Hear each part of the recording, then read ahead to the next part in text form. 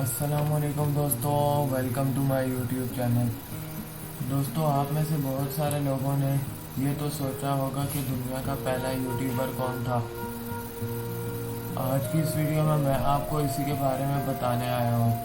तो चले video start करते हैं। सब्सक्राइब करें टॉप 5 वर्ल्ड इन्फॉर्मेशन को और बेल आइकन को दबाएं इन्फॉर्मेटिव वीडियो सबसे पहले देखने के लिए।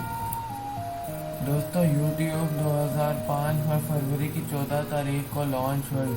इस वक्त ये सिर्फ सैन मेट्रो कैलिफोर्निया और यूनाइटेड स्टेट में लॉन्च हुई और 2005 की दिसंबर की 15 तारीख को यूट्यूब ऑफिशियली लॉन्च हो गई। इस वक्त यूट्यूब पे रोज़ाना के 2 मिलियन से ज़्यादा व्यू आते थे। यूट्यूब की फर्स्ट वीडियो 18 सेकंड की थी और वो वीडियो ये थी। Alright, so here we are, one of the elephants. Cool thing about these guys is that they have really long fronts, and that's cool. इस वक्त इस वीडियो पे 1.4 मिलियन लाइक और 130 मिलियन व्यू हैं।